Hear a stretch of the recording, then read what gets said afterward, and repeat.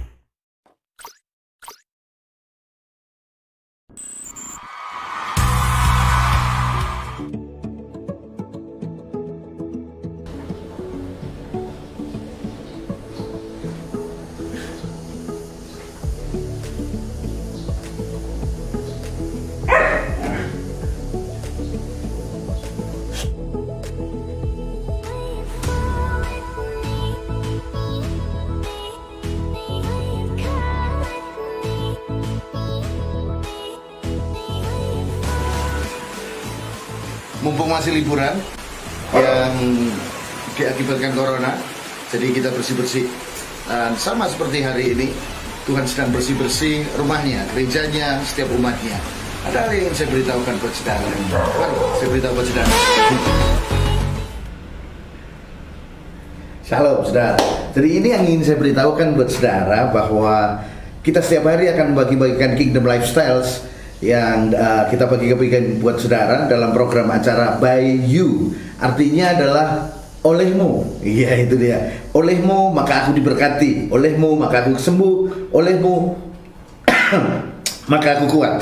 Jadi Kingdom Lifestyle berbicara tentang gaya hidup kerajaan sorga. Sama seperti waktu Yesus berjalan di atas muka bumi ini, dia berjalan di atas muka bumi ini, tetapi dia memakai cara hidup kerajaan sorga. Nah, streaming kami akan terus hadir dalam setiap hari jam 9 pagi.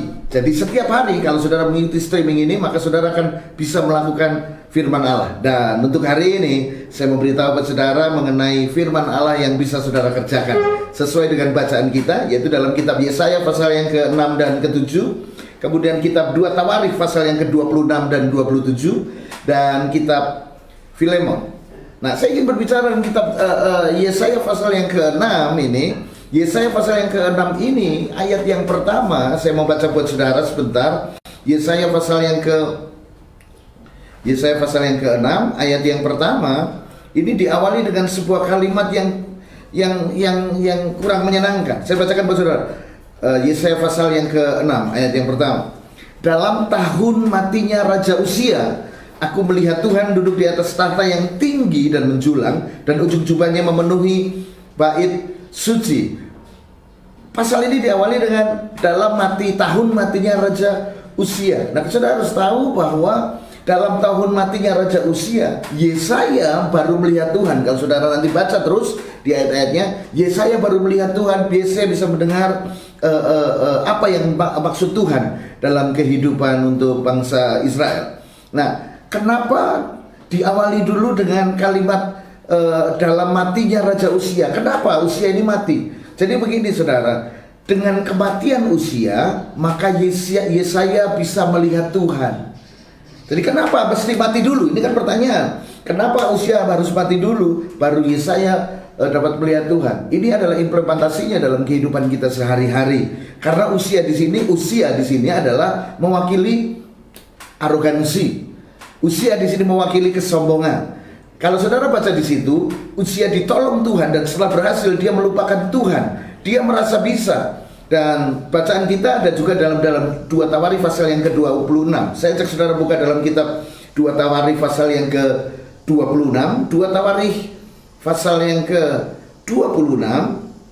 Maka saudara akan melihat di manakah letak kesombongan daripada Uzia ini, saudara. Jadi awalnya Uzia ini hidupnya benar, tetapi mulai dari ayat 4 dan ke-5, 2 Tawarikh 26 ayat 4 dan ke-5, usia ini mulai melenceng. Ayat yang keempat saya bacakan 2 Tawarikh pasal 26 ayat yang keempat. Ia melakukan apa yang benar di mata Tuhan, tepat seperti yang dilakukan Amasya ayahnya. Awalnya dia berlaku benar. Ayat yang kelima, ia mencari Allahnya selama hidup Zakaria, mengajarnya supaya takut akan Allah, dan selama ia mencari Tuhan. Perhatikan baik-baik. Selama dia mencari Tuhan, Allah membuat segala urusannya berhasil. Ini dia. Pada awalnya usia memang mencari Tuhan, dan kemudian ditolong Tuhan. Bahkan dalam ayat yang ke-7 dan ke-8, raja-raja di sekelilingnya memberikan upeti kepada Uzia. Dia terkenal. Uzia ini terkenal sampai kepada ke Mesir. Bahkan Uzia ini, kalau hari ini ada rudal, saudara tahu penciptanya siapa? Pencipta rudal, pencipta senjata-senjata perang, itu Uzia. Ada tertulis dalam Alkitab. Jadi bukan orang-orang yang saudara pikir Thomas Alva Edison kah, James Watt kah, Michael Faraday kah. No. Uzia menciptakan rudal. Coba kita baca dulu dalam ayat yang ke-15, pasal yang ke-26, 2 Tawarikh 26 ayat yang ke-15. Saya bacakan. Ia membuat juga di Yerusalem alat-alat perang, ciptaan seorang ahli yang dapat menembakkan anak panah dan batu besar. Hari itulah rudal. Bermula dari pelontaran batu besar, pelontaran panah, hari ini jadi rudal untuk ditempatkan di atas menara dan penjuru-penjuru. Nama raja itu termasyur sampai ke negeri-negeri yang jauh karena ia ditolong dengan ajaib sehingga menjadi kuat. Bayangkan, ketika dia mencari Tuhan, dia ditolong, diberikan hikmat, bisa menciptakan senjata perang. Tapi begitu dia merasa hebat, dia merasa mampu, lalu dia menjadi sombong, saudara. Dia merasa mampu, lalu dia menjadi sombong. Ini dia. Coba kita lihat dalam ayat yang ke-26. Kita kembali ke dalam kitab Yesaya. Kitab Yesaya pasal yang ke-26. Untuk itulah maka bacaan kita adalah 2 Tawarikh dan kitab Yesaya. Ini dia. Oh, tetap dalam 2 Tawarikh. 2 Tawarikh pasal yang ke 2 Tawarikh tetap pasal yang ke-26. 2 Tawarikh pasal yang ke-26. Coba kita lihat ayat yang ke-16. Ayat yang ke-16, Alkitab mencatat begini. Setelah ia menjadi kuat, ia menjadi tinggi hati. Nah, ini yang sering terjadi. Setelah ia menjadi kuat, ia menjadi tinggi hati. Ini berbahaya sekali. Ada banyak orang yang dulunya nggak punya apa-apa, ditolong Tuhan, dan kemudian setelah dia ditolong Tuhan, dia menjadi tinggi hati. Dia merasa segala sesuatu yang dia punya itu karena usahanya dia. Ini dia. Itu sangat berbahaya sekali. Merasa mampu, merasa layak, merasa dia yang ini. Seringkali kita dengar begini, saya bisa begini karena saya akui karena Tuhan, tapi karena saya juga bekerja keras, gitu. Dan seringkali orang berkata begini, saya bisa berhasil karena ada kerjasama yang indah antara saya dengan Tuhan. Nah, ada kerjasama yang indah, semua karena Tuhan. Saudara bisa bekerja karena saudara sehat. Siapa yang memberikan kesehatan buat saudara? Saudara bisa bekerja karena apa? Tuhan yang mendatangkan berkat, Tuhan yang mendatangkan orang-orang mendatangi saudara. Saudara tidak bisa mencarinya, semua karena Tuhan. Ada suatu cerita yang lucu, saudara, yaitu mengenai semut dan gajah. Suatu saat semut ini bersahabat dengan gajah. Karena sering bersahabat dengan gajah, akhirnya semut ini sering naik di punggung gajah. Suatu saat ketika semut ini berjalan-jalan dengan gajah, semut ini naik di punggung gajah. Dia melewati sebuah jembatan yang besar, jembatan kayu yang besar. Lalu ketika gajah melewatinya, saudara tahu, badan gajah yang begitu besar, akhirnya jembatan itu bergoyang. Bergoyang. Dan ketika bergoyang, semut ketawa senang sekali nih. Dia di punggung gajah. Bagus ya, terus. Begitu mereka melewati jembatan yang bergetar karena mereka lewat tadi, di seberang jembatan semut berkata, "Jah, kita ini tim yang hebat," gitu. "Jah, kita ini tim yang hebat karena kita kerjasama. Coba, kekuatan kita luar biasa. Kita sanggup menggoncangkan jembatan itu tadi. Kamu menyadari enggak, Jah?" Gitu kan? Itu kata semut kepada gajah. Nah, pertanyaannya adalah, benarkah bahwa jembatan itu bergoyang karena kerjasama antara semut dan gajah? No. Tanpa ada semut di punggung gajah, gajah sendirian lewat di situ, jembatan tetap bergoyang. Amin, saudara. Tapi itu kan yang sering kita katakan, karena kita, semua karena Tuhan saya percaya. Tetapi Tuhan juga tidak bisa bekerja kalau tanpa kita. No, Tuhan bisa bekerja. Bahkan Alkitab mencatat, kalau tidak ada orang yang menyembah Tuhan, dia bisa memerintahkan batu-batu dan gunung-gunung, pohon-pohon untuk menyembah dia. Amin saudara. Jadi jangan ada yang merasa mampu, merasa layak. Ini dia. Sama seperti Uzia yang awalnya diawali dengan baik, akhirnya dia menjadi apa? Menjadi sombong. Dan bahkan ini yang lebih berbahaya sekali, ayat 16b. Alkitab mencatat begini saudara, ia berubah setia kepada Tuhan Allahnya dan memasuki bait Allah untuk membakar ukupan di atas mezbah pembakaran ukupan. Ini dia. Jadi setelah merasa tinggi hati, dia memasuki mezbah dan dia membakar ukupan. Dan saudara harus tahu bahwa itu adalah tugasnya imam. Ini dia, itu adalah tugasnya imam. Hari ini masih terjadi di kalangan banyak umat Tuhan. Saya sangat percaya bahwa pengorbanan Yesus Kristus itu menjadikan saudara kita semua menjadi imam. Tapi saudara harus ingat bahwa sampai hari ini Tuhan masih memilih imam-imam pemimpin, yaitu imam yang memimpin para imam. Tuhan selalu tempatkan pemimpin. Ini dia, sama seperti trader kan gitu kan. Jadi Tuhan selalu menempatkan pemimpin untuk memimpin para imam.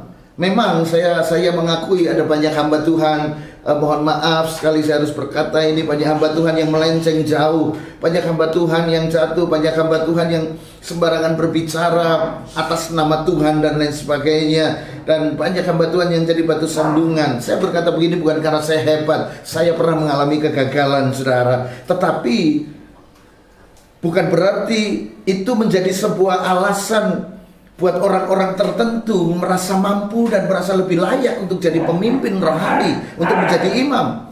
Ada orang-orang yang merasa mampu, merasa punya uang, merasa punya duit, lalu dia berkata, masih mending saya bukan pendeta, saya aja bukan pendeta, saya bisa lebih baik. Lalu karena merasa lebih baik dan mampu, lalu mendirikan sebuah pelayanan penggembalaan.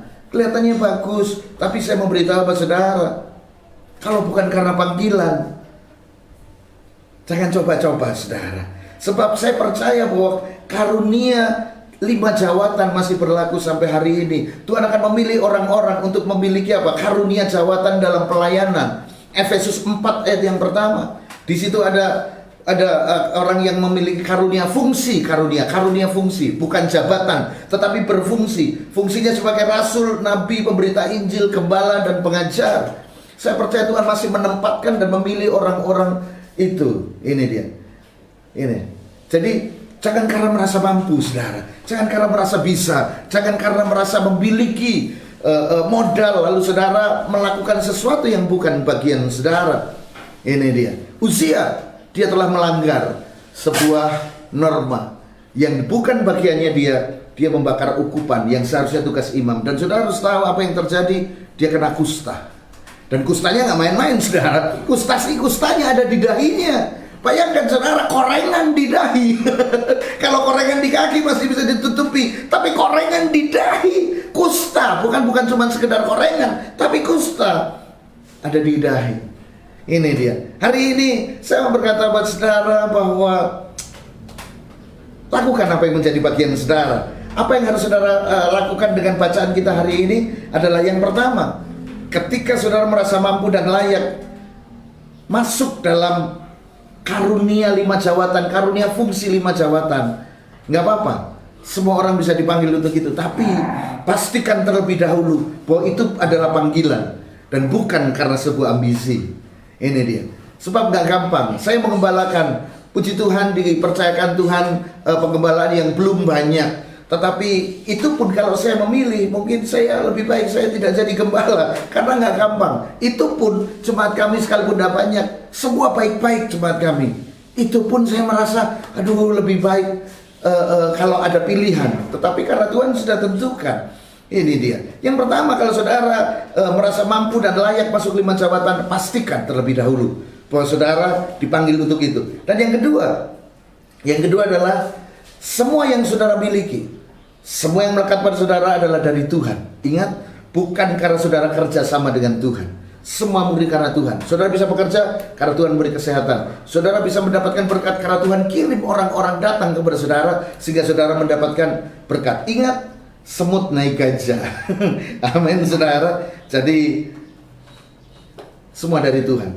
Jadi kalau hari ini saya berkata buat saudara, jangan ada di antara saudara yang berkata terlalu sibuk dengan pekerjaan saudara. Banyak orang yang ketika pekerjaannya masih kurang, pendapatannya kurang, dia berdoa minta Tuhan pekerjaan. Begitu diberikan pekerjaan, akhirnya dia terlalu sibuk bekerja dan sampai lupa Tuhan, padahal semua dari Tuhan.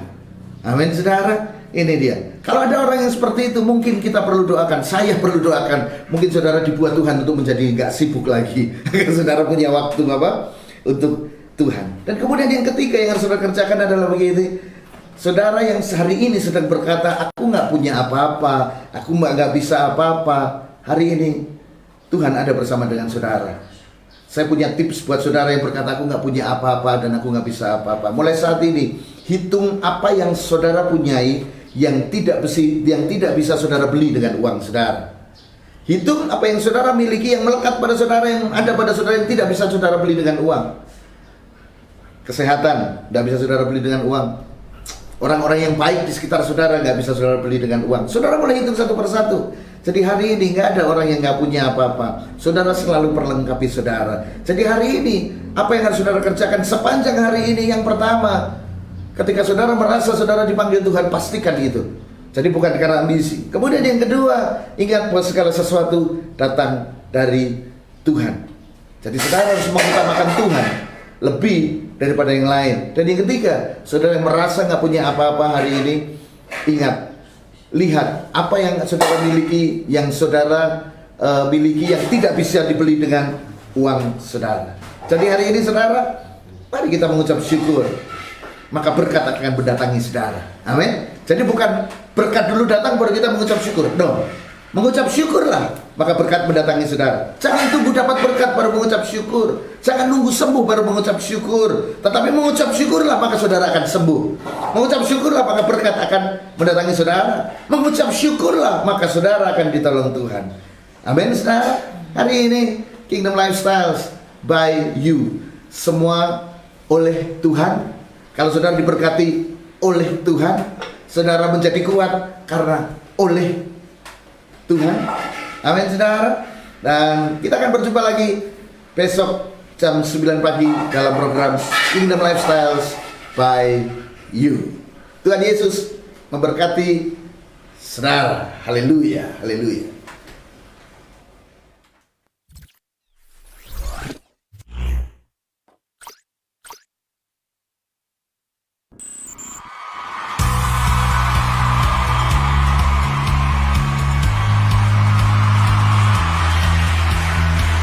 Kekecewaan adalah jarak antara realita dan harapan.